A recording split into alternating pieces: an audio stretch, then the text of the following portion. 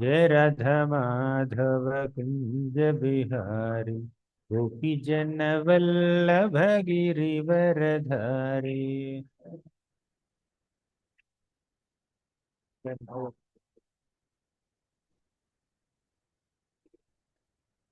जय प्रभुपद प्रभुपद प्रभुपद जय प्रभुपद।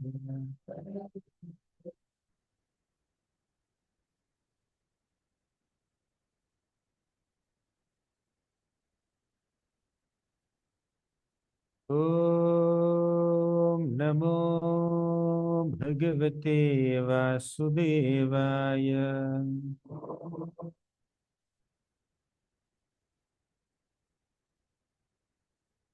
ओम नमो भगवते वासुदेवाय।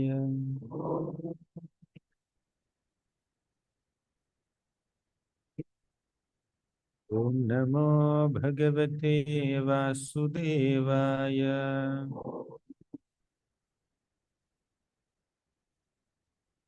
ओम अज्ञानतिमिरान्धस्य ज्ञानाञ्जनशलाकया चक्षुरुन्मिलितं येन तस्मै श्रीगुरवे नमः।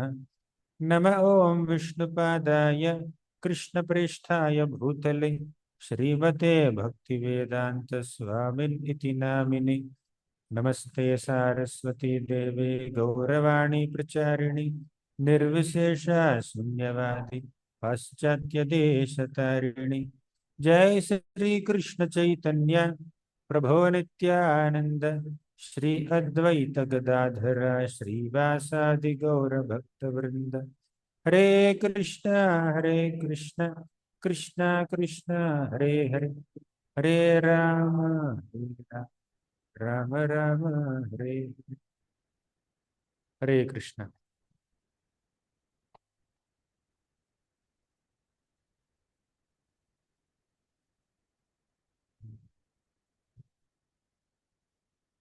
I welcome all of you for today's evening session. I was asked to speak on the importance of reading Bhagavad-Gita, learning Gita. How many of you read Bhagavad-Gita so far? Even partially. You read Bhagavad-Gita? Full. How much you read?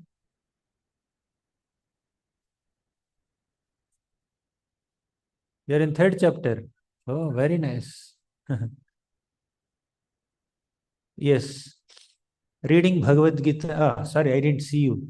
See, talking to her. How many of you read Bhagavad-Gita? Okay. Maybe 40% of you overall? Okay, fine. Even if you have read Bhagavad Gita, there's nothing wrong in discussing the importance of reading Bhagavad Gita. So, Bhagavad Gita is one of the most foundational spiritual literatures available for the humanity. Although Krishna spoke the Bhagavad Gita in the context of war, the content of Gita is not war. The content of Gita is how to live life. Arjuna, who was the most prominent warrior on the side of the Pandavas, of course, Bhima is also a prominent warrior. So Arjuna is one of the most prominent warriors on the side of the Pandavas. And Krishna was personally driving his chariot, knowing what Arjuna is about to do in the Kurukshetra battle. But what to do? Arjuna said, I cannot fight. Arjuna said, no, these are my relatives, my family members, my elders, my superiors, my friends, my grandfathers, my teachers. How can I fight with them? I can't fight. But they did adharma. They insulted your wife, Draupadi. They have taken away your kingdom through a cheating gambling match. Arjuna says, I'll forgive all of them. I can tolerate all their mistakes. Even though they are aggressors, even though they committed so many mistakes, sins, including attempts to kill us, still I don't want to fight with them. Why? Because they're my relatives. This is a confusion in the mind of Arjuna. Just because someone is your relative, you can't tolerate their adharma. Whether they're your relatives or someone else, if they have taken the side of adharma, they must be punished. Arjuna fought with so many people in the battlefield earlier. He was never in confusion. He was confidently fighting with all of them. But when it came to his relatives, he said, I will not fight. You got this? This is called bias, blood relation bias. But Krishna said, even if they are your relatives, you should kill them. Then Arjuna asks, did you kill your teacher, Sandipani Muni? Did you kill your grandfather, Ugrasena? Why are you asking me to kill my grandfather and my teacher, Bhishma and Drona? Then Krishna says, my Guru Sandipani Muni never took the side of adharma. My grandfather, Ugrasena Maharaj, never took the side of adharma. But if you are asking me, how can you kill relatives? I also killed my relatives. Who is that relative of Krishna whom Krishna killed? Kamsa. Krishna killed Kamsa. He did not spare his maternal uncle. Yes. Shishupal, cousin, very intelligent girl. What's her name? Hari Hari, Gurjeshwari, Kartik month, Radharani. So, Krishna does not have any bias. Now, she gave one example. He killed his cousin, Shishupal. But Krishna killed his own son. You know who is that? Who is that? Krishna killed his own son. Tell me, who is that? Narakasur. Correct. Bhaumasur is also called Bhaumasur. This Bhaumasur has kidnapped 16,100 princesses and arrested them. He went to Swargalok. He created havoc there. He stole Aditi Mata's earrings. He told Varuna's umbrella. He caused so much of trouble to the Devatas. Then Indra came to Dwaraka and said, Oh Krishna, this Bhaumasur, this Narakasur is bothering us. Can you please do something about it? Then Krishna went and killed Bhaumasur. Bhaumasur is the son of Bhumi Devi. And Bhumi is a consort of Krishna. Right? In that sense, this Bhaumasur, who is also called Narakasur, is the son of Krishna. In his Varaha avatar incarnation, Varahadev's consort is Bhumi Devi. And their son is Narakasur, but Krishna killed. So Krishna doesn't spare anyone, even if they happen to be his own family members. In fact, everybody is Krishna's family member only. Everybody is a servant of Krishna, child of Krishna. Aham bija pradah pitaha. Krishna says, I am the seed-giving father of all living beings. Krishna says. Krishna also says, Mamai vamsho jiva loke jiva bhuta sanatanaha. All the jivas are my amshas. You see? Thus, everybody is a child of God.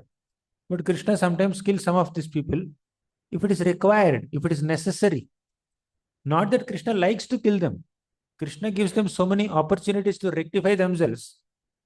But if still they continue their mischievous activities, Krishna is obliged to punish them. Krishna personally went to Hastinapur and told Duryodhan, Oh Duryodhan, please give half the kingdom to the Pandavas. All of you rule together nicely. He said, no. At least give them 5 villages. Because they are Kshatriyas, they have to rule something. Give them 5 villages. Then Duryodhan says, he was thinking, they may become rulers of 5 villages. And from there they will expand their kingdom. They will encroach upon Hastinapur. They will conquer my kingdom also. He's so insecure, so envious, so selfish. So Duryodhan said, forget 5 villages. I will not give even that much land under the tip of a needle also. So Krishna had to orchestrate Kurukshetra war and have Bhima kill Duryodhan by breaking his thigh. But when Duryodhan was lying in a pool of blood with his thigh broken, Krishna was not happy to see that scene. Krishna was feeling so bad. I told him so many times to give up this kind of mentality, but he never listened to me. So, Krishna doesn't like to kill people or punish people. But if people become so adharmic, he's obliged to punish them. Sometimes he personally punishes them, sometimes he engages his devotees like Bhima and Arjuna to punish them. Got it?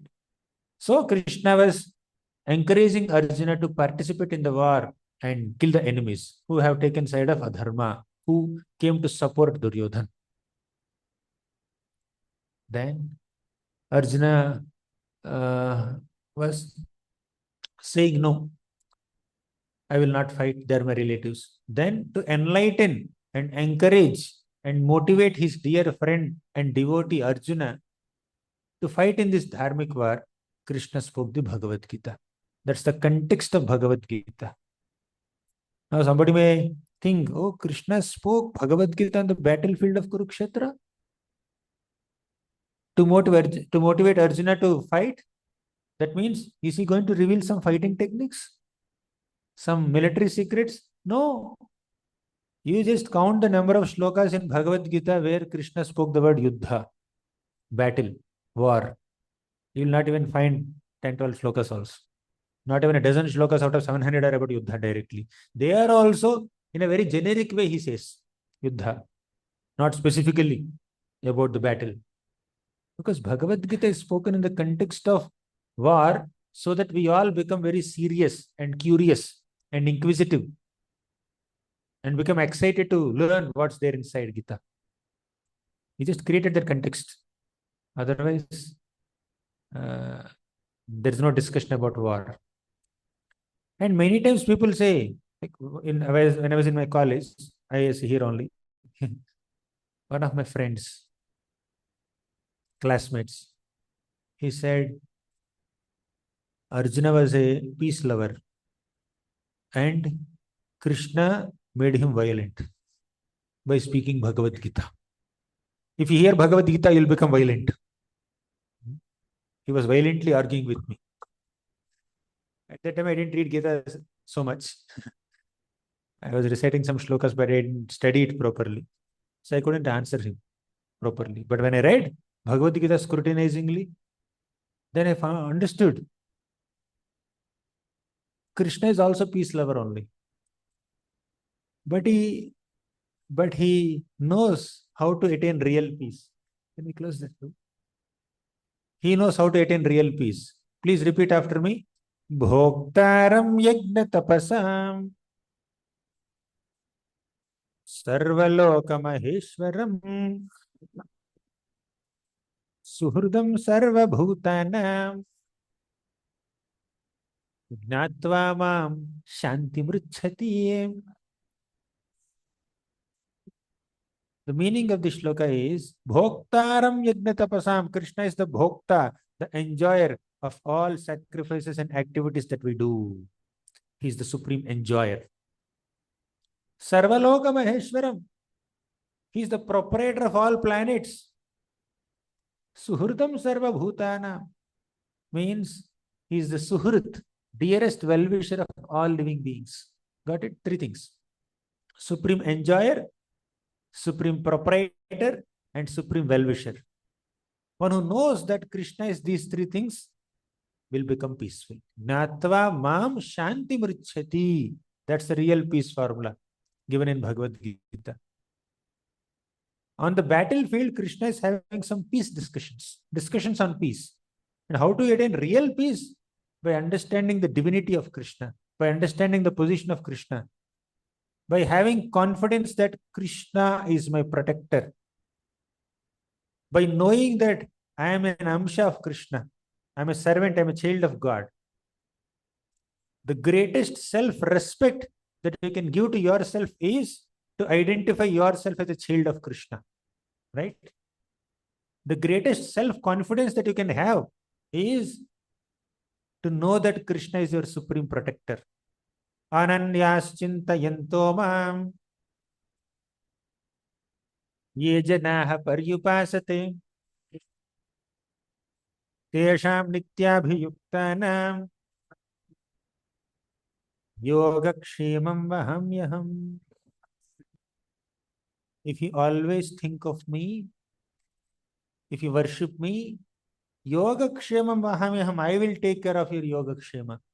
I will protect you. I will provide whatever you don't have, and I will protect whatever you have. Got it? Krishna is saying this. Can you just imagine the extent of Krishna's protection, the extent of Krishna's love and care for all of us? So once you know that, you'll be very confident. Yes, the supreme uh, proprietor of the entire universe, the supremely powerful God, Krishna is my protector. He is always with me. That gives you real confidence. You know, I'm the child of God. That gives you real self-respect. So Bhagavad Gita is meant to make us respectful towards everyone and to have the right sense of self-respect also. The real respect that we can give to others is to identify them as children of Krishna, not just identifying them with their bodies, but to see them as children of Krishna. The greatest confidence that we can give to others is to remind them, to educate them that Krishna is their protector. If they perform bhakti, Krishna is there to take care of them in all ways. That's that's what we can learn from Bhagavad Gita. Initially, Arjuna said, "My mind is completely blocked. I am unable to think properly. My mind is deranged. My hands are trembling. My hairs are standing on end, not in ecstasy, but in confusion." Arjuna said, "Karpanya doshopahata swabhavah पृच्छामि त्वां धर्म सम्मूढ़ चेताः." I am unable to use my intelligence and experience in solving this problem at my hand. So pritchami tvam, I am asking you. Dharma sammudha chetaha. Sammudha means confusion. Dharma sammudha means he is confused about his dharma, his duty. Arjuna says, "Oh Krishna, I am confused about my duty. I know it is my duty. It is my right to fight in this war. But I am not sure whether it is right to fight with my own relatives." It's my right to fight because I'm a Kshatriya, but not sure if it is right to fight with my own relatives. I'm confused. Then Krishna spoke the Bhagavad Gita. At the end, after hearing the entire Bhagavad Gita, you know what Arjuna said? Arjuna said, Nashto moha smritirlabdha tat prasadan mayachyuta. All my confusions are gone. All my doubts are eradicated. I have clear thought process now. I understood what is right and what is wrong. What is wrong. I understood my duty. I can fight now. So, from confusion, he got clarity. Bhagavad Gita is that scripture that takes us on a journey from confusion to clarity. How many of you are sometimes confused about your duties in life? Huh? How many of you aspire for clarity, a clear thought process, a clear understanding of the problem at hand, and a clear solution for that problem? How many of us are aspiring for it? If you really aspire for it, read Bhagavad Gita. Bhagavad Gita clears all the confusions in the mind and brings great clarity in our thought process. Bhagavad Gita is that literature that brings pure clarity and pure thought process. It refines our intellect. It satisfies our emotions.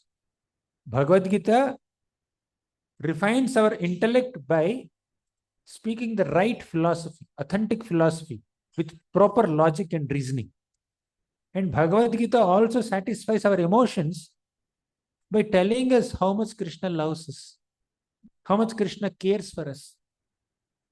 Tell me this most popular shloka of Bhagavad Gita. Patram pushpam phalam toyam yo me bhaktya prayachati तदहं भक्तिपहृतम् अश्नामि प्रयतात्मनः. Patram means a leaf. Pushpam, phalam, toyam, water. Just four things. If you have more, you can offer more also. But even if you don't have money, even if you can't afford so many expensive offerings like golden jewelry and then big uh, ornaments or dresses, etc., even if you offer something very simple, as simple as a flower or a fruit or little water also, Krishna is happy to receive it. He wants only one thing. Whatever you offer, however inexpensive it may be, offer it with love. Yome bhaktya prayachati. If you offer it with bhakti, Krishna will accept it. Ashnami prayatatma means I will eat it. Krishna says Ashnami means to eat. Once a teacher was teaching this shloka to the children, like all these kids. If you offer something to Krishna with love, he will eat it. He will accept it. One intelligent boy got up and said, "Oh Gurudev, our teacher, every day you are offering bhoga to the deities. You are offering patram pushpam phalam toyam. When you offer two apples, only two apples are coming out of the altar. He is not even eating one apple also. When you offer 10 idlis, all 10 idlis are coming out of the altar. He is not eating even half idli also. Did you offer sometimes? You offer some bhoga to the deities? Any of you has a habit of offering something to the deities? Did he eat anything? In what you offered? You offer 10 idlis in a plate. How many idlis did he eat? Did you offer any time? Urjeshwari. What did you offer to Krishna?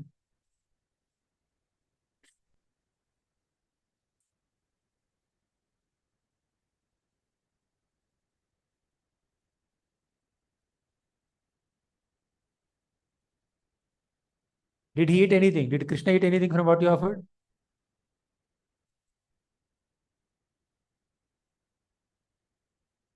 This boy also was thinking like that. Then if he eats, then it becomes prasadam, right? But are you eating prasadam or eating just whatever you have cooked for yourself? You are eating prasadam only. But Krishna did not eat. How did it become prasadam? How many of you had this doubt? You are making so many offerings in front of the deities. Every time you are getting patram pusham phalam toyam. Is he experiencing it? Is he eating anything? He doesn't eat. But he promises in Bhagavad-Gita, I will eat. Ashnami prayatatmanaha. If you make an offering with love, I will eat. Krishna said, 9th chapter of Bhagavad-Gita, 26th sloka. Go and see. But he's not eating. Everybody is saying the same thing. Anyone here, when you offered something to the deities, did he eat? Anyone here? Nobody. 100 people are more than 100 people are there. Oh, Dinesh Prabhu, when you offered, he ate it? He ate it. He is a pure devotee. Okay, somehow I didn't have. Yeah, just a minute, just a minute. Okay, well, let's discuss. There are many other new devotees also, I was told. So this boy had this question. He said, Krishna is not eating anything. Then the teacher said, no, Krishna doesn't eat in a way that you and me eat. Krishna eats in a spiritual way, subtle way, invisibly, etc. He said, I can't understand all this stuff. When somebody eats something, the plate should be empty, right? You offer one cake in the plate. If somebody has eaten it, the plate should be empty. But the plate is not even half empty. Not even one grain reduced in that plate. Whatever you offer, everything is coming out. Only difference is you offer hot rice, it will come out cold. That's the only difference. Krishna made the Naivedya cold. That's all. Then the Guru said, class is over. Long bell. So all of you just go back. Tomorrow I'll answer your question. By the way, homework is memorize this shloka and come back. So the boys went and they started memorizing the shloka, learning the shloka. Next day they came back for the class. The teacher asked, tell me, Did you remember the shloka? Did you memorize it? And everybody started saying, yes, yes, I memorized. Then he asked this boy who asked the question. Say the shloka. Hmm. Tadaham bhakti pahritam ashnami prayatatmanah. The boy said very eloquently, without any hesitation, no mistakes. Then the teacher said, oh, wonderful. You learned the shloka? Yes. You memorized it? Yes, of course. It entered your memory? Yes. Where did you learn the shloka from? From the book. Which book? Bhagavad-Gita. He showed Bhagavad-Gita. And he found that shloka, 9.26. I have read this shloka repeatedly. I recited in the same tune that you have taught us. So after few repetitions, it entered my memory. Oh, really? So the shloka has entered your memory, right? Yes. The shloka is there in the book now or not? Of course, shloka is there in the book also. If shloka can be there in the book also and in your memory also, why can't the prasadam be there in Krishna's plate also and your plate also?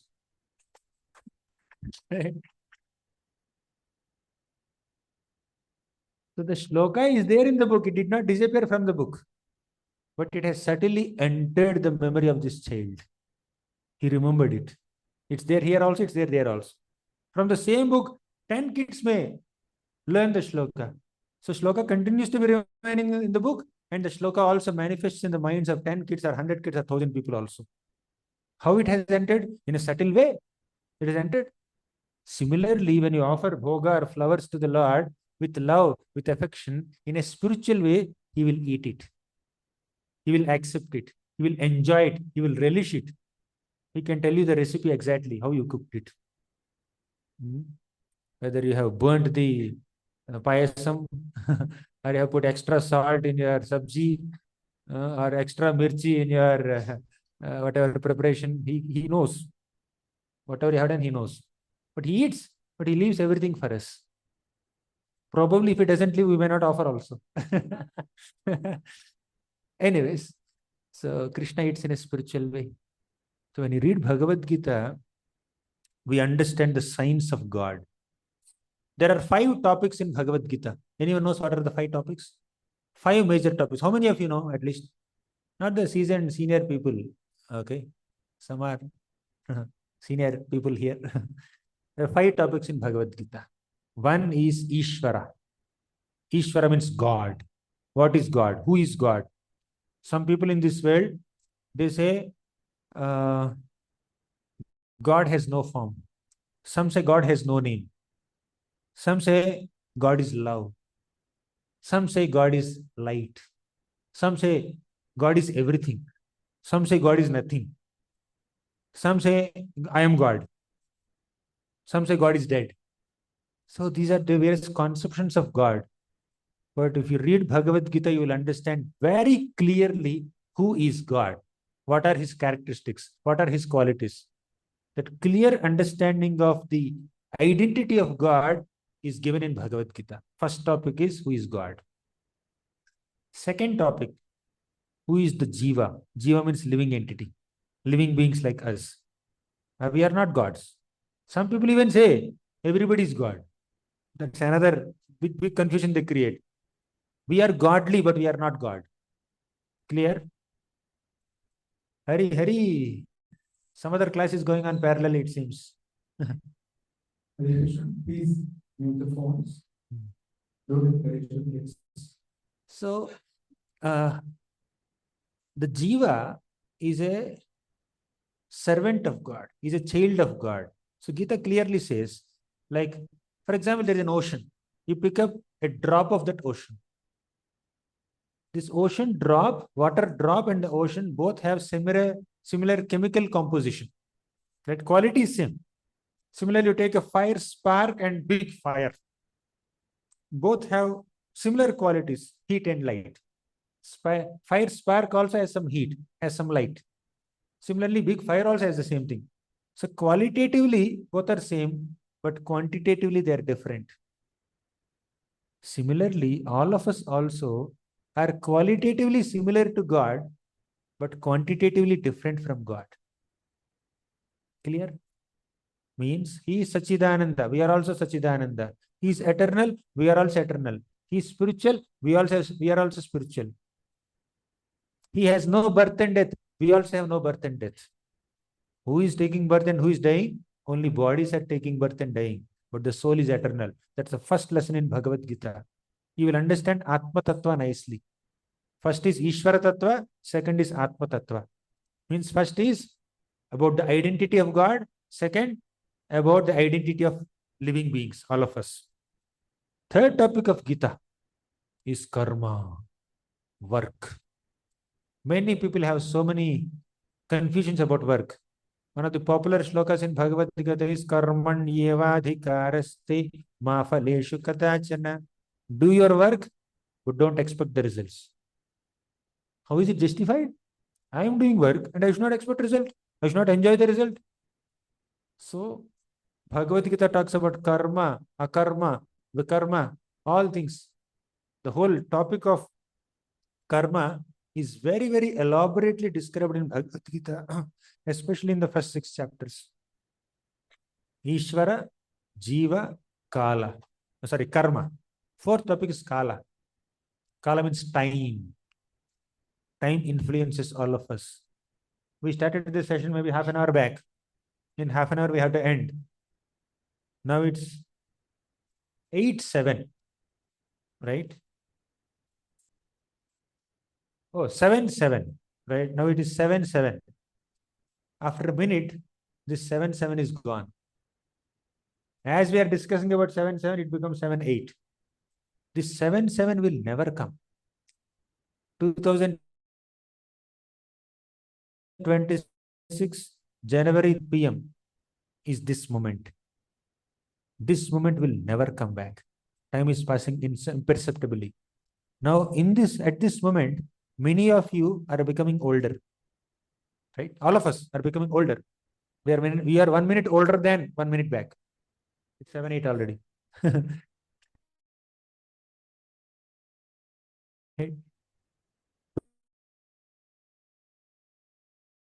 With every rise, we are one day closer to death, to die. With every rising and setting of sun, one day is cut. Can we bring back that day? Even if you pay millions of dollars, you can never get that time back. You cannot even purchase once of one day. How time is affecting all of us. Bhagavad Gita says, another form of Krishna. Krishna says in the Gita, 11th chapter, Kalosmi loka kshayat krit pravriddho. I am the time factor. My job is to deteriorate everything material in this world. So that's one topic. First topic is Ishvara. Second, Jiva. Next, Karma. Kala. Last is Prakriti. This nature, the universe, the material nature around us. How is it functioning? Why is it transforming in this way? Why seasons are coming and going? Why sun is rising and setting? What are these different planetary systems? How long this universe will survive? What is its creation? How is it created? How is it destroyed? What happens during the maintenance phase? All these are elaborately described in the Bhagavad Gita. Ishvara, Jiva, Kala, Karma, Prakriti. These are the 5 topics of Bhagavad Gita. Many other topics, these are prominent topics. And the 3 gunas, Sattva gun, Rajo gun, Tamo gun, they are there in Bhagavad Gita. How are they influencing us? For example, Sattva guna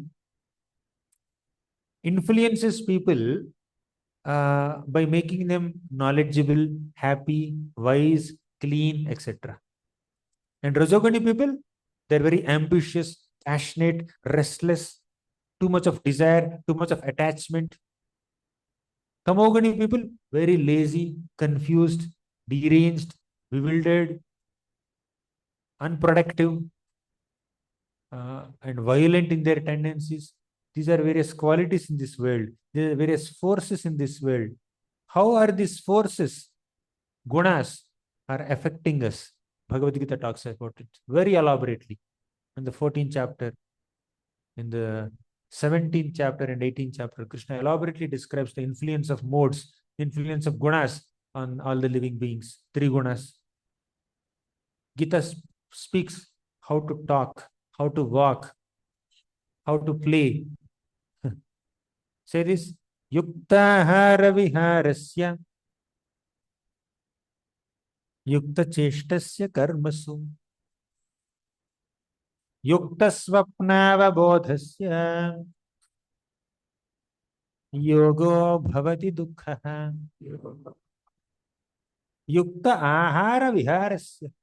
Be smart in your ahara, eating habits, vihara, recreation habits, karma, working habits, and sleeping habits. We should be very regulated in our sleeping and eating and working and recreating. If that balance is lost, life will go for a toss. So Krishna goes to that level. What is this shloka having any relevance with the war context? Arjuna is supposed to fight, and Krishna says, be regulated in your sleeping and eating. How is it relevant? Basically, Krishna is using that forum to speak some very, very important facts of life, not just telling him how to fight, but facts of life he's speaking. And Bhagavad-Gita also tells us how to talk. Say this. Anudvegakaram vakyam satyam priyahitam chayat swadhyayabhyasanam chaiva vangmayam tapa uchyate. Anudvegakaram vakyam means you should never speak in an agitating tone. When somebody speaks or somebody does something, how many of us have a tendency to get agitated, becoming very angry? All of us, right? Many of us. And how many of you speak in an agitating tone? You get agitated when others say something or do something. But how many of you can control that agitation? How many of you can control your speech? You may be controlling, but it's not that difficult sometimes. It's not that easy sometimes. So Krishna says, Anudvegakaram vakyam. Please speak in a non-agitating tone. Please don't agitate people. Don't cause anxiety to those people. Satyam, speak the truth. Priyahitam chayat. Become a genuine well-wisher of other people. Then also study scriptures. These are the ways of talking. We cannot talk anything. But tell me one thing. In the beginning of Bhagavad-Gita, Krishna scolded Arjuna. He said, Klaibyam masmaga mahapartha naitatvayi upapadyate kshudram hridaya daurpalyam tyaktvottishta parantapa. Give up this petty weakness of heart, Arjuna. Get up. Give up this lethargy and fight. So Krishna was very strong in his speech. He was agitating Arjuna. He was agitating. Get up and fight. But later he says, Anudvegakaram vakyam. Be very calm, peaceful, gentle in your speech. Is Krishna not walking his talk? He's saying something and doing something else. Any answers? Any answers for this? Why Krishna is saying you should not speak in an agitating tone, but he began Bhagavad Gita by scolding Arjuna.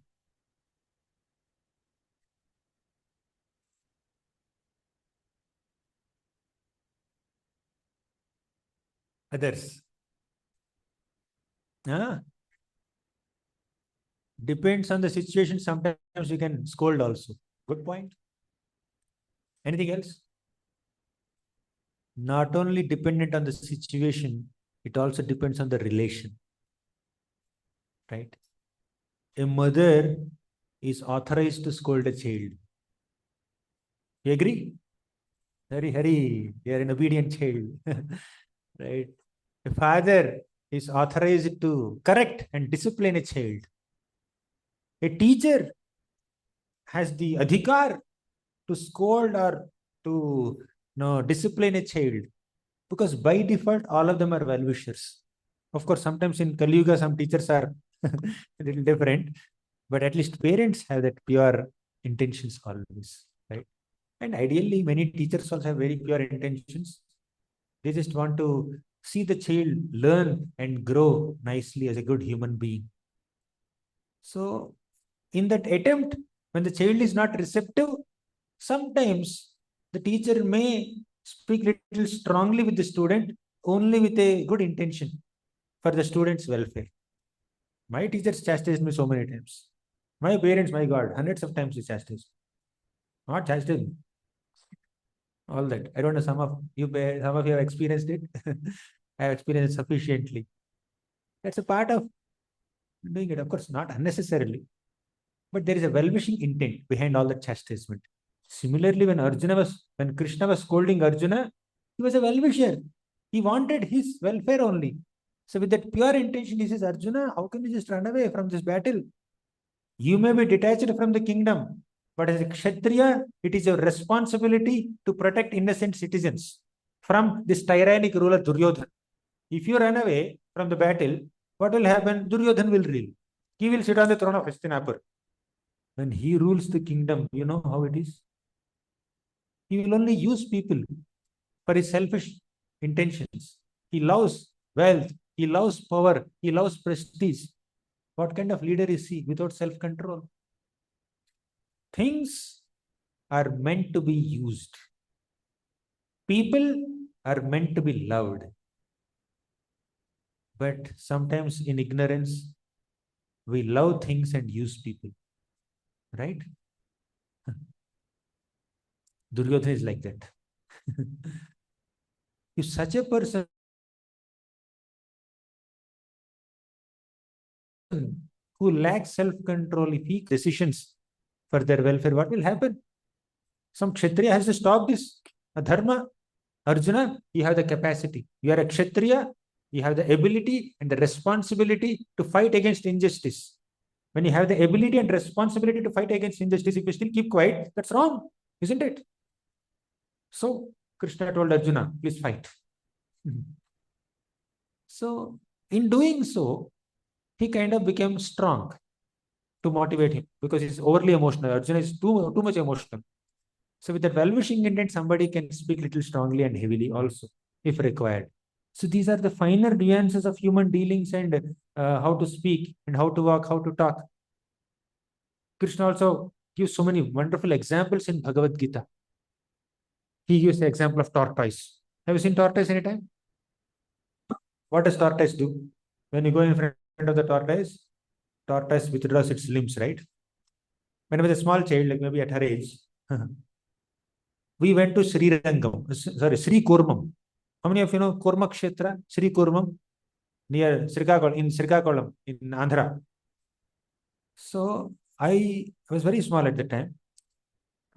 I found a very peculiar creature coming towards me. That's a tortoise. I never saw such an animal. I went little closer. It's walking very slowly. I went little closer. Suddenly, this tortoise withdrew all its legs and face also into its shell and became so immobile, not moving a inch also, just stuck there. I was also a little scared. I went to my mother. I said, what is this creature? When I went closer, it just became hard like a shell, like a stone. The mother said, it's a tortoise. Whenever tortoise senses some difficulty or some danger, it immediately withdraws its limbs into its shell. Somehow, by the Lord's arrangement, by the nature's arrangement, this tortoise has a very hard shell. So, I was learning something new. Then my mother gave me a banana. I took that banana, took little piece, and fed and went closer to the tortoise. The tortoise slowly came out of his shell, slowly opened like this, and maybe watching me, and found an eatable. Maybe the tortoise thought that I am a reliable person. I didn't come to harm him. I came to feed him. So the tortoise slowly inched forward towards me, and I kept one little banana in its mouth. Tortoise ate it. I had some kind of sensation. Oh, tortoise ate it. But I was happy. It's eating. So when you eat something, you become happy. But when you feed something to someone, you will become more happy. Have you ever experienced that happiness? You see, when you eat a banana, you'll be happy. But go to that Goshala there and feed a banana to the cow, you'll be more happy. I promise you. When the cow is eating, when a little calf is eating, whatever you are feeding, you become very, very happy. Oh, it's eating, you get excited. Some people feed monkeys also. So I was having that joy. I just, piece by piece, I just gave the full banana. And the banana, the tortoise ate completely. Now, the lesson here is, just as tortoise withdraws its limbs into its shell whenever it sees a danger, similarly, we also need to control our senses whenever we see harmful sense objects. You are walking on the road, suddenly you see a harmful billboard. My God, walk this side, or at least don't look that side. Sometimes some billboards could be very distracting. Sometimes you get tempted by seeing some food item, some junk food is there on the street. What's that? Oh, what is the cleanliness standard of this fellow? He is making some, bhaji or punugu or steam dosa, set dosa on the street.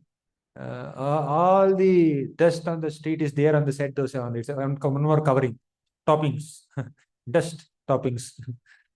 So you understand it's not good for my health. Immediately withdraw. Your tongue may be watering, your eyes may be just glancing now and then, but no. Your intelligence should control you. No, don't look in that direction. Go ahead.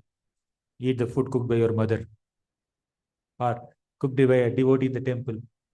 So we need to understand that everything that we see, everything that we find attractive may not be good for us.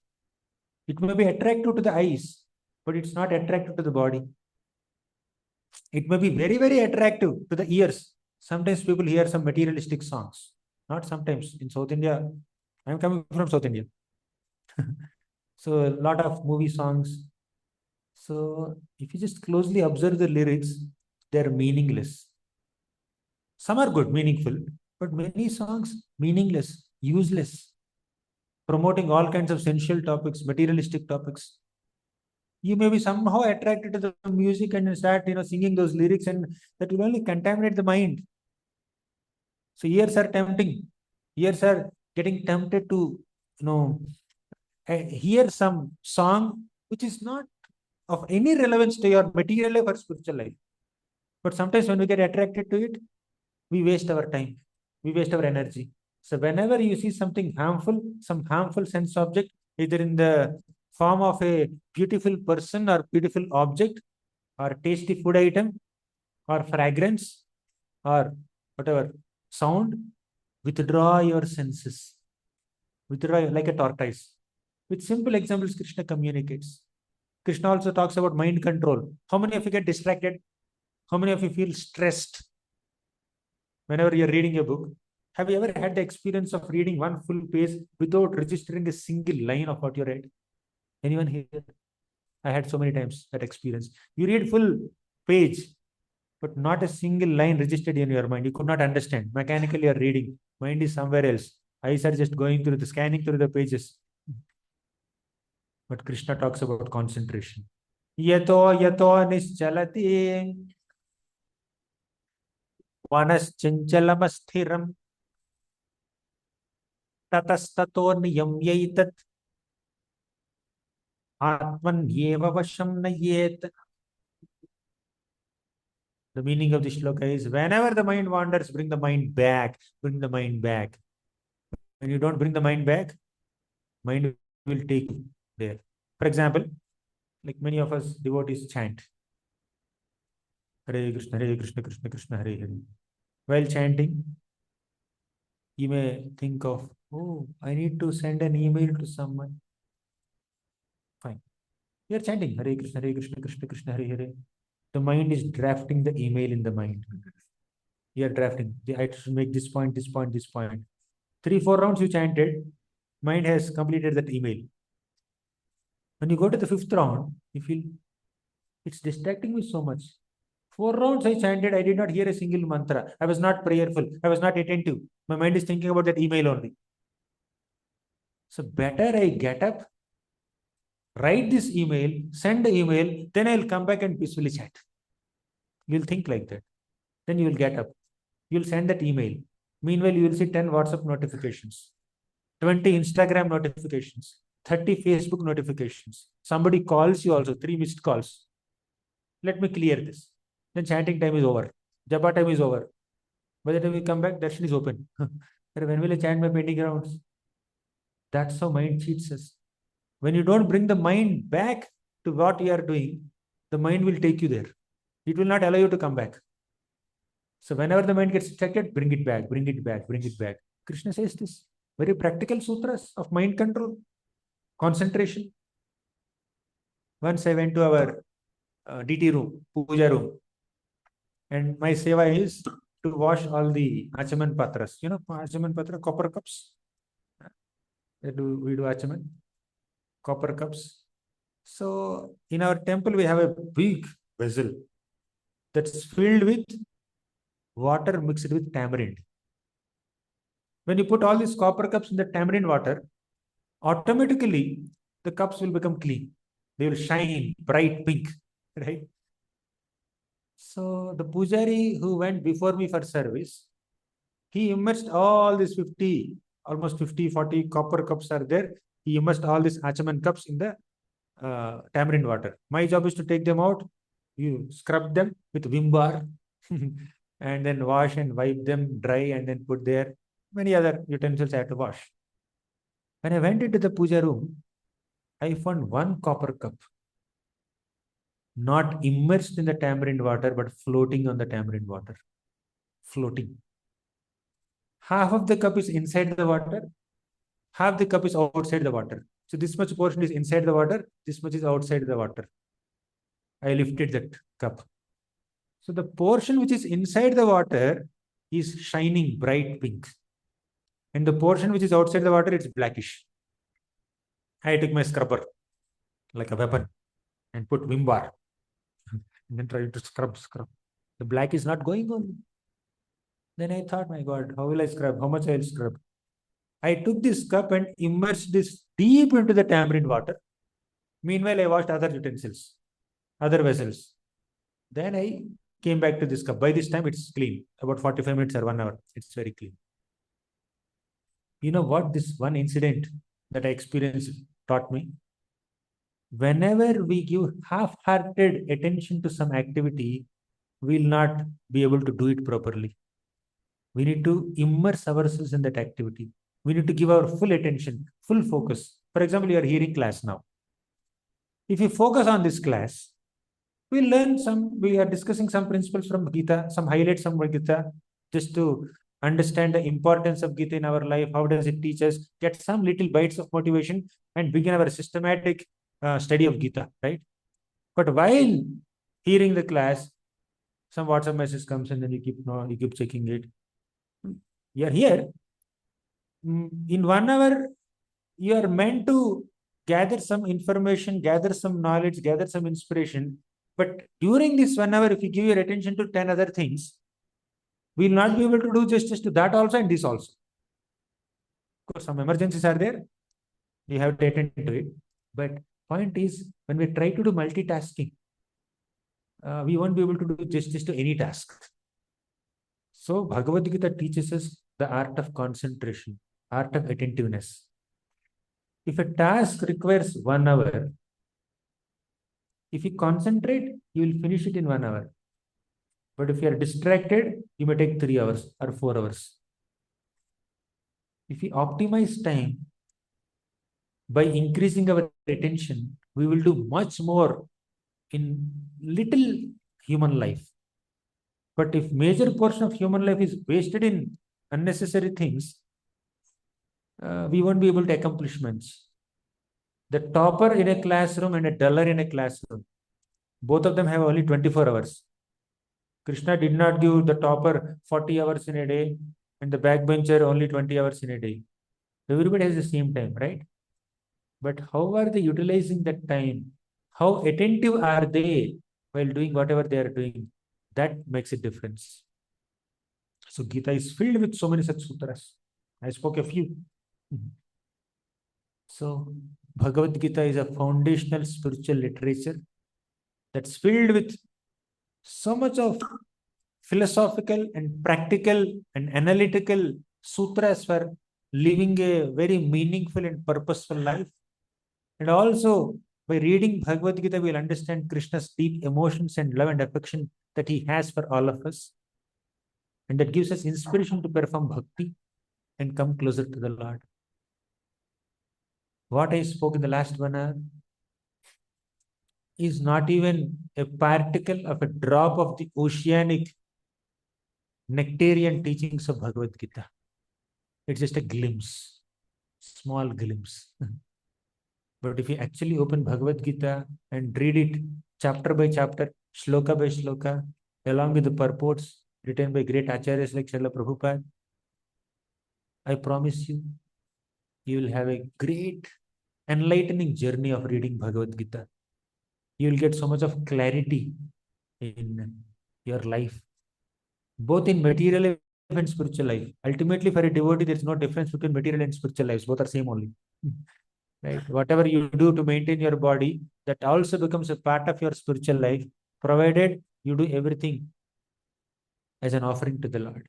Yat karoshi yadashnasi yat juhoshi dadasi yat tapasyasi kaunteya tat kurushva madarpanam. So let's take shelter of Bhagavad Gita. It's not very big book. Many Puranas are having thousands and thousands of shlokas. Gita has only 700 shlokas. Very concise literature. So, my best wishes to all of you in your wonderful journey of learning Bhagavad Gita, studying Bhagavad Gita. Thank you very much. Srimad Bhagavad Gita ki jai, Srila Prabhupada ki jai. Any questions, comments, reflections, realizations, objections? Krishna, please raise your hands if you have any questions. So, put your question across.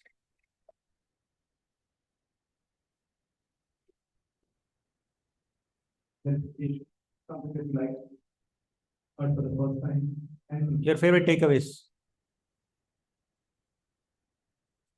You understood anything? Yes, Prabhu.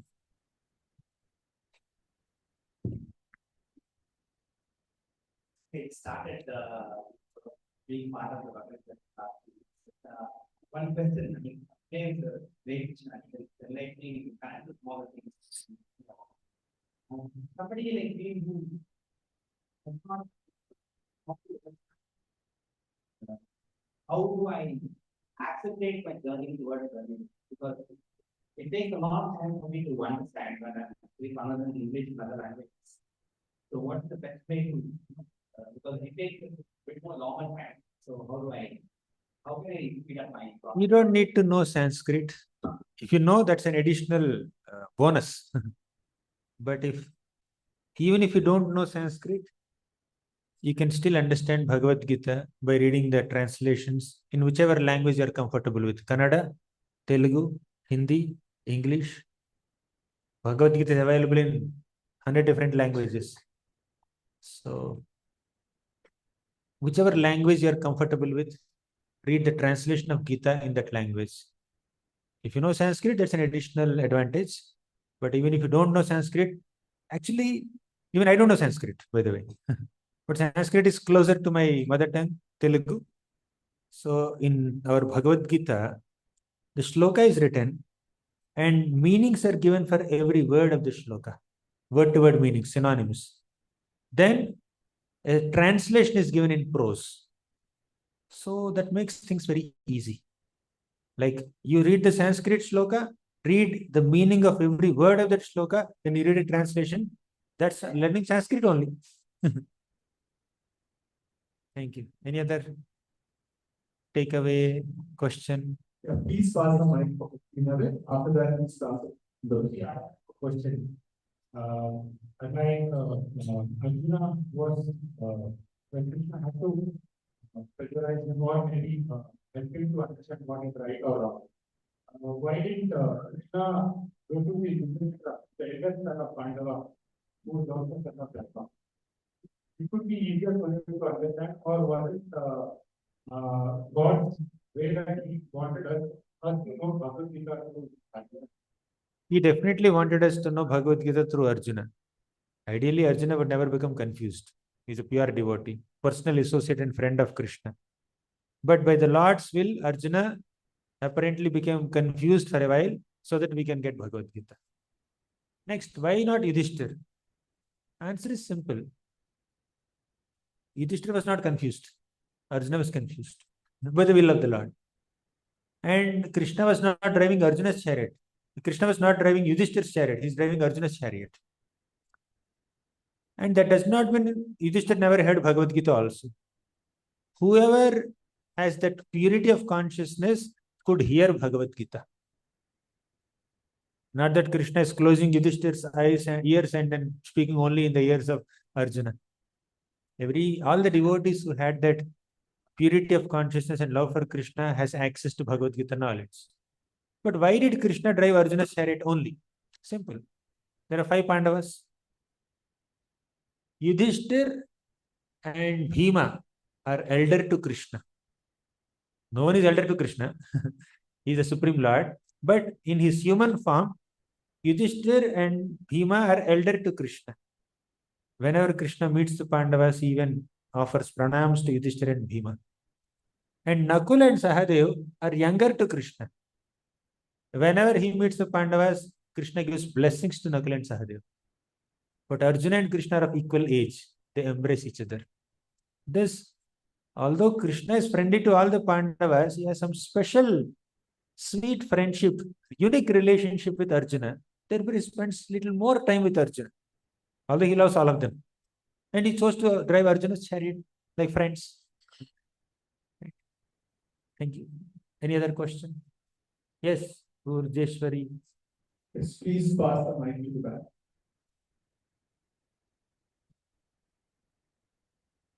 Yes, Prabhu. I think I have 2 reflections. Decision. One thing for sure, like you mentioned, right? This moment or this time, it never comes back. Right? I think it's a great reminder. If you can consciously remember this, I think it will help us avoid a lot of distraction. So we can do like while I reflect on our question as well, sometimes we know that to get distracted, then we are to do the things what are doing, or it will help us go faster. But even though we know, but we can do it. So whether in way how to look back or to remember that consciously that yes, we are what is that. Yes. I have a wonderful formula. Would you like to follow? If you would like to follow, then I will reveal. Great. Simple formula. Based on Bhagavad Gita only. Sleep early in the night, get up early in the morning. Do it for a while. You will understand your concentration levels increase. Early in the morning, which is called Brahma Muhurta time, just 90 minutes before sunrise, there Sattvaguna prevails. So you get up at 4 o'clock or 4:15, 4:30, whatever time. At that time, Sattvaguna is very high. At that time, if you read something or meditate or worship or try to do any activity, you will be able to do it with great concentration. And especially if you do some core spiritual activities during that time, your concentration levels will increase. Your ekagrata, your focus will increase. Your distractions will reduce. At that time, you don't feel like, getting distracted and doing many other things. But sometimes people may forcefully get up early in the morning without having a habit of sleeping early. That also is not effective. So you sleep at 12 o'clock in the night, midnight. Then again, you try to get up at 4 o'clock. With just 4 hours of sleep, you won't feel fresh early in the morning. If you're sick, that's a different thing. If you're exhausted, tired with travel and all, that's a different thing. But in general, when you're in your regular routine, if you make a habit of sleeping early, say 9 o'clock, and getting up at 3 o'clock or 3:30 or 4 o'clock, something like that, 6-7 hours of sleep is good enough. for an adult. So your productivity will increase. Because early morning there is Sattva Guna, during the daytime there is Rajoguna, night time is meant for Tamoguna. When Tamoguna is very active, if we become active at that time, we do Tamogani activities. Right? Then like demons are called Nishacharas. You know that? Nishachara. Rajanichara. Nishachara means they become very active in the night. All the demons are like they have high energy levels in the night because they are in Tamogun. But those who are in Sattvagun, they become very active in the early morning. So problem is when we embrace Tamogun more and Sattvagun less, our productivity will be reduced, distractions are high, concentration is less. For us to make a journey from distraction to concentration, we need to cultivate Sattva-guna. We need to be active in Sattva-guna. We need to wake up in Sattva-guna. Now, if somebody wakes up at 7 o'clock in the morning, 8 o'clock in the morning, some people get up at 10 o'clock in the morning. Now, all the Sattva-guna hours are past. What Sattva? They get up at the time of Rajogun and they become active in Tamogun. Then Sattva-guna they are not accessing only.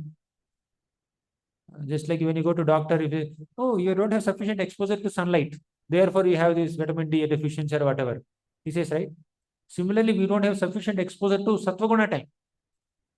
We are not utilizing that Sattva-guna for our productive work, or prayer, or meditation, or chanting, or reading the Bhagavad-Gita, or worship. That's why our productivity is going low. Concentration is going low. Distraction is super high. And on top of it, we have mobiles, the greatest source of distraction, very close to our heart, in the pocket. Does it make sense? If you sleep from 9 p.m. to 12 in midnight, 12 a.m., that 3 hours of sleep is almost equal to 6 hours of sleep. Because you get that rejuvenation, that freshness. If you sleep from 12 to say 1:30 or something like that, 12 to 3, that's equal to 3 hours sleep. Then from 3 to 6, I don't exactly remember the calculation, but beyond 3 o'clock, if you sleep, that's like, although you sleep for 3 hours, that's as good as like 50% of the time, 1.5 hours sleep. After 6 o'clock, whatever you sleep, it's waste only. Because sun is already active. Of course, you get some kind of relief, but the point is we need to be active when Sattva-guna is active. We need to go to inactivity when Tamogun is active, so that we don't access the Tamogun. Hare Krishna. Hare Krishna. Any other question? He's raising so many times. You should give her a chance. One question. How does the God accept the food? Like whatever we offer, how does God accept it? That is the mind when We discussed it, right, with a story. How did the shloka enter your memory? While still being present in the book, in a subtle way. Similarly, prasadam also enters. But let me tell you one more secret. Oh, so many kids are coming. What special? So there is one more secret. You know Govardhan Puja? All the Vrajavasis offered so many millions of food items to Giriraj Govardhan, right? What did Govardhan do?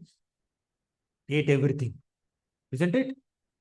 Everything was eaten by Govardhan right in front of everybody's eyes. Right?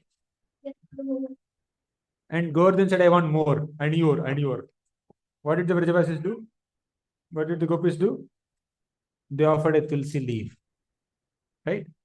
Then Govardhan became satisfied and again manifested all the food that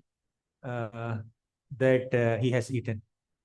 Govardhan ate everything and again manifested everything back.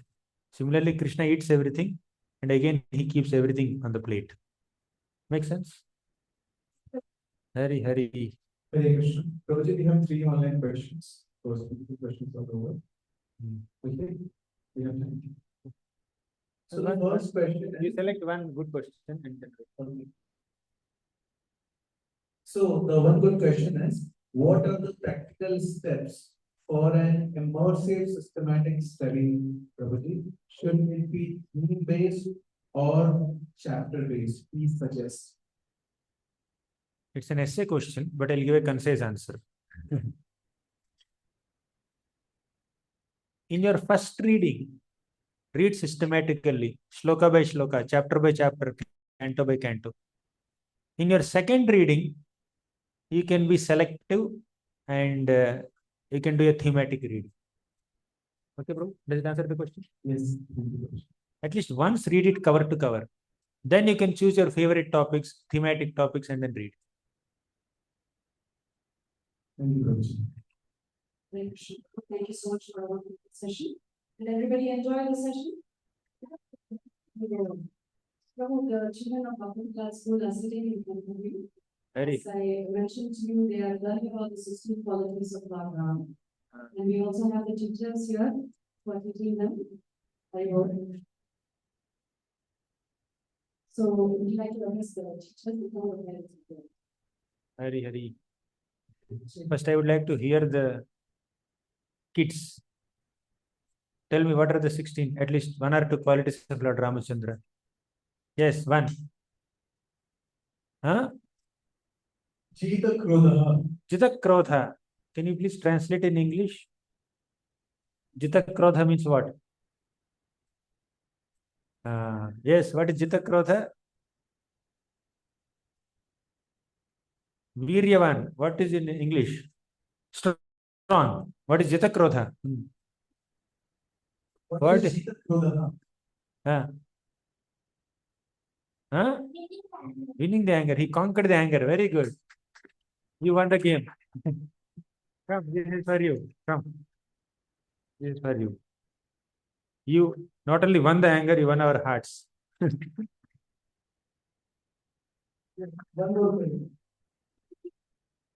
Kritagna means what?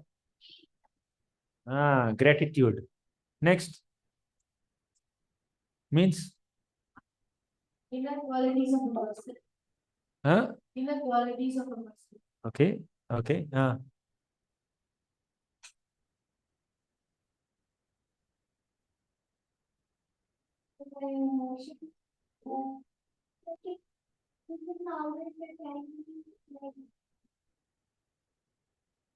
Okay. Good. Don't be overly emotional. Be logical also, right? Any other qualities? Okay. Thank you. Yes. Huh?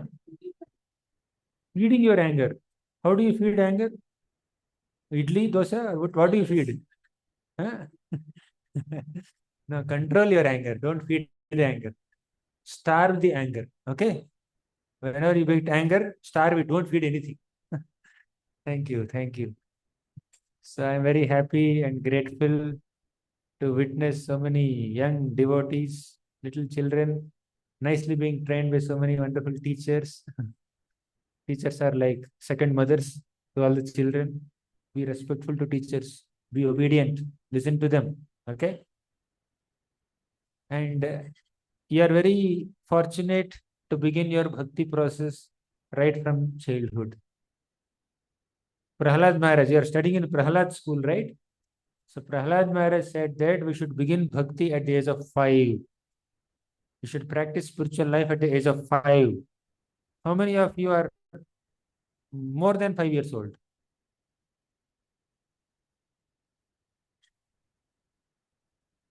Are you 5 or 6? What's your age? You're 6. You're a senior devotee. 8. Very good. So because all of you are more than 5, you are qualified to perform bhakti. Not qualified, you are you must perform bhakti. Right? Below 5, fine. You can play. But above 5 means you should practice bhakti. Kaumar acharit pragno dharman bhagavataniha. This human life is very rare. So one who has human life should begin the practice of bhakti right from a young age. Prahlad Maharaj, he was a 5-year-old child. but he is a pure devotee. Dhruva Maharaj, when did he start bhakti? At the age of 5, right? What mantra did he chant? Huh? Om Namo Bhagav, not Hare Krishna. Om Namo Bhagavate Vasudevaya. You can chant Hare Krishna. And Uddhava. Uddhava is a friend of Krishna, Krishna's cousin. He used to play with Krishna dolls. He used to worship Krishna deities when he was very small child. Sometimes his mother would call, Uddhava, come here for breakfast. Uddhava wouldn't come. He's absorbed in his play. Play with deities of Krishna. How many of you are absorbed in your worship of Krishna that you don't even eat your favorite breakfast? Your mother says, come, pizza is becoming colder. You're absorbed in your worship? Whom do you worship? Who is your Ishta Devata? My Krishna and Saraswati. Amazing. Anyways, so Uddhava used to get absorbed in worship. Radharani, Radharani is a small little child. She sits in a corner and starts worshipping Krishna dolls. And all her gopi friends are playing. And seeing Radharani absorbed in Krishna worship, one day Durvasmuni saw Radharani and blessed her. Oh Radharani, whatever you cook will be as tasty as nectar, and you will never repeat an item. Radharani cooks for Krishna. Since time immemorial, till date, she never repeated the same item. Same dosa she will not make. Same idli she will not make. Same upma she will not make. She keeps on making newer and newer items. Durvasmini gave a special blessing. Knowing this, Yashoda Mata, Krishna's mother, requested Radharani, can you please come and cook for Krishna every day? She would come all the way to Pavan Sarovar and then cooks for Krishna. So whether it is Radharani or Uddhava or Parikshit Maharaj, he saw Krishna within the womb of his mother. So he would constantly search for Krishna wherever he goes. Parikshit Maharaj, Uddhava, Prahalad Maharaj, Dhruva Maharaj, Radharani, and Srila Prabhupada. At the age of 5, he conducted Rath Yatra, small baby Rath Yatra. He was crying, I want to conduct Rath Yatra, I want to conduct Rath Yatra. Give me a cart. Then his father took him to the market. And the market people showed some big cart. It's very expensive. Father could not afford. Then Prabhupada started crying. You cry sometimes when you go to the market, when you don't get what you want. You cry sometimes, children? You don't cry. Good boys, good girls. So, but Prabhupada was disappointed. He was crying. He was crying for Krishna, crying for Jagannathji. Then one old lady saw this little Abhaycharan 5-year-old boy crying for a cart. Then she said, oh child, don't cry. I have a cart, old cart.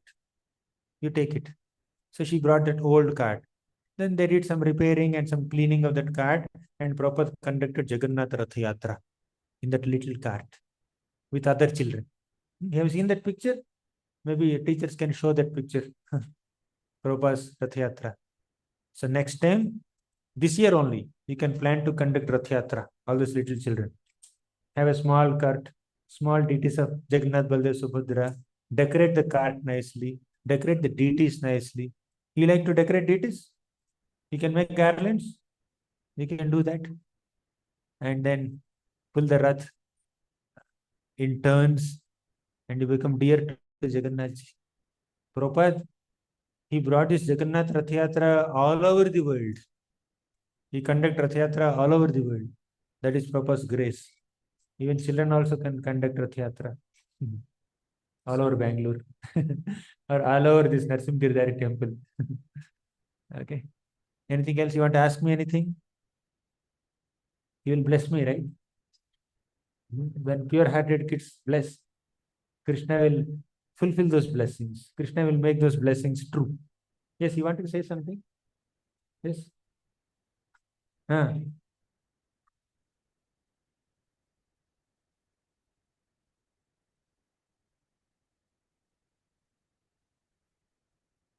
You also heard. Everyone who follows dharma can hear Bhagavad-Gita. Krishna was directly speaking, but others also have access to Bhagavad-Gita. Okay?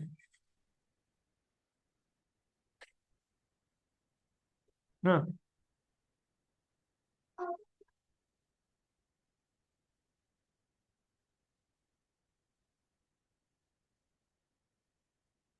God of death and God of dharma, both roles are played by one Yamaraj, Yamadharmaraj.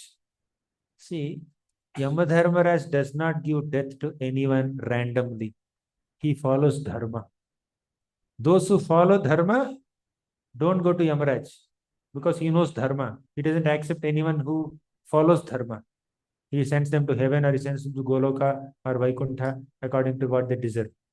So he follows dharma in punishing people. Therefore, he is Dharmaraj. Okay? Hare Krishna. Anything else? Hare Krishna Prabhu. Can I ask a question on behalf of the parents? Because as children, we are meeting just once a week on Saturday evenings.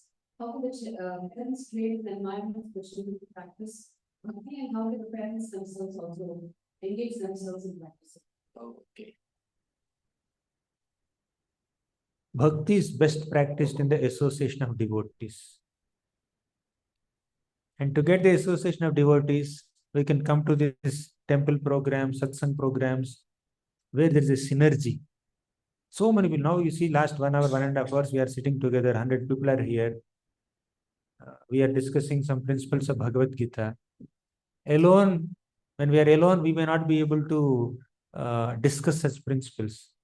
Even if you discuss with 2-3 people, the effect of experiencing bhakti with 100 other people, 200 other people will have a very enlivening impact on our consciousness. So coming regularly to the temple, weekly, couple of times or at least once, coming regularly to the temple will definitely help us cultivate that habit of bhakti. And as far as children are concerned, they're very receptive. If you teach them a shloka, they will learn very fast. But for an adult, learning that shloka will take some time. So because they're very receptive, they're able to understand the philosophy and memorize the shlokas and learn the scriptures in their own way. We need to encourage them. And at home, how to facilitate that environment? When adults also practice bhakti, the kids will see them and learn. Children learn more by observing and little less by hearing. By hearing also they will learn, but a lot of learning happens by observation. Sometimes the parents may very respectfully deal with the neighbors. And as soon as the neighbors are gone, they'll come back into home and they'll start gossiping about the neighbor. Then the kids will watch. Oh, in front of uncle and auntie, we should speak respectfully. When they're not there, we can speak anything about them. That's what kids will learn. Right? So, how parents conduct themselves in front of children also matter a lot. Especially in spiritual life, when parents are also prioritizing spiritual life, kids will automatically follow. And one important thing is, don't overburden children with spirituality. You know what does it mean? They should not feel that it is burdensome.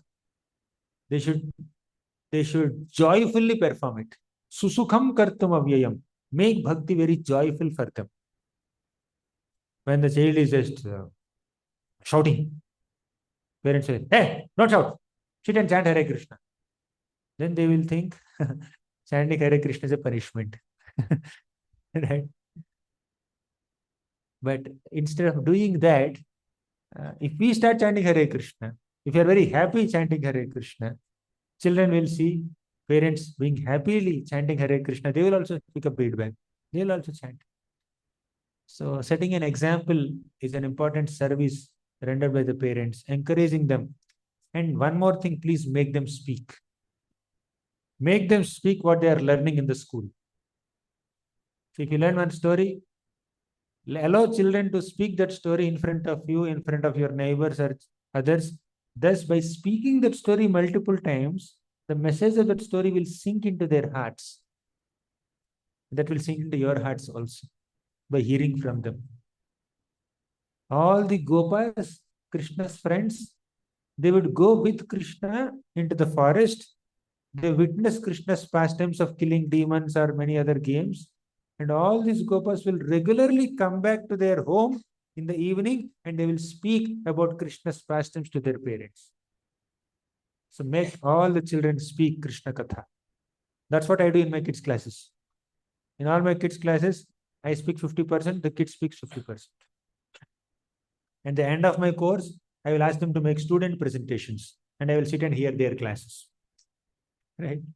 So let them speak Krishna Katha. Let them chant the names. Let them encourage them in some fine arts.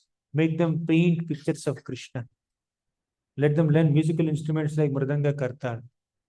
We could not learn when we were young, but at least they can do it. Let them sing bhajans. Let them sing devotional songs. If they sing movie songs, nothing will happen. It doesn't benefit anybody. All these mundane movie songs, materialistic music, that doesn't benefit anybody. So let them learn devotional songs, let them sing devotional songs. And one more thing, please make a habit of offering bhoga, naivedya, whatever you eat, put in front of the deities. Chant a mantra. What mantras to chant? The teachers will tell. Chant a mantra and offer the food, keep it for 10 minutes or 20 minutes in front of the deities, then eat it. So that sanctified food, that purified food will improve our consciousness, right?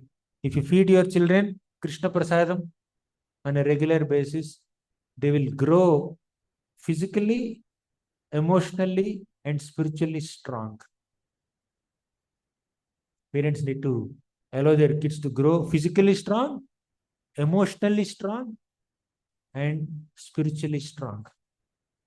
Yes, what's your name? Bhavya, you are very enthusiastic. Yes, why are you raising your hand?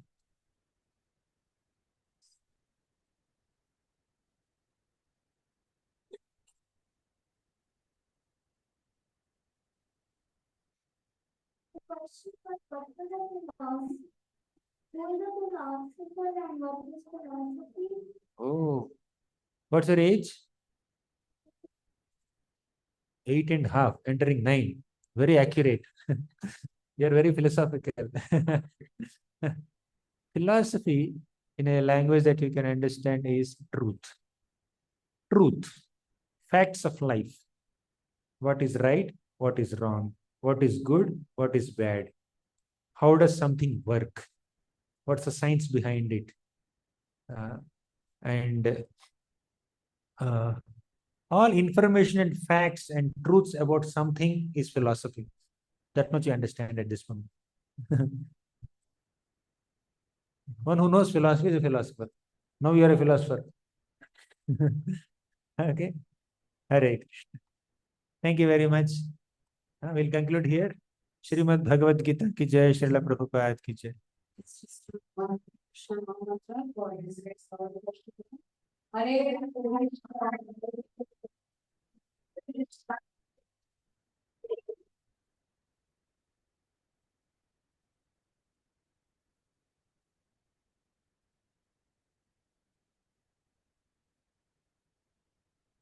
Thank you to everybody. So I request all the devotees keep seated here. Keep the prashadam here. You can keep the prashadam and then go out and have it in dining hall.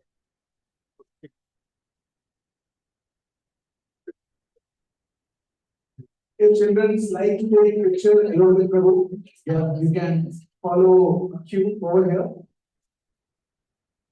So they are on the stage, we'll take a photo from the back. Requesting devotees not to go outside because prashadam will be served here only, not outside.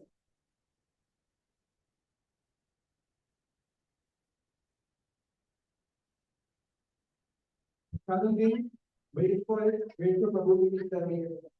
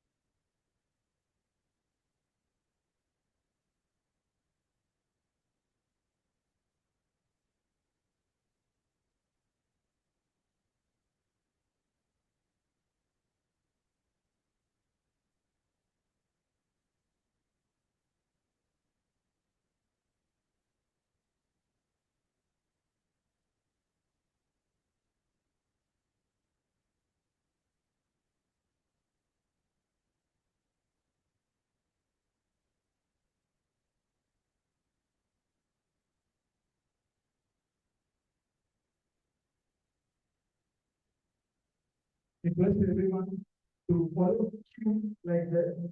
You take the prasad like that, and then you can leave out and have it. Please take a queue like that. Single queue, please. Don't rush. Single queue. Yes, you can make up.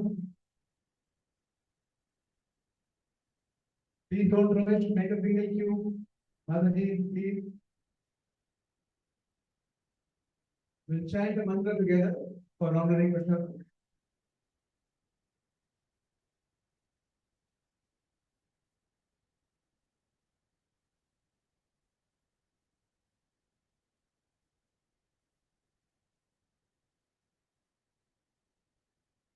Single line, please.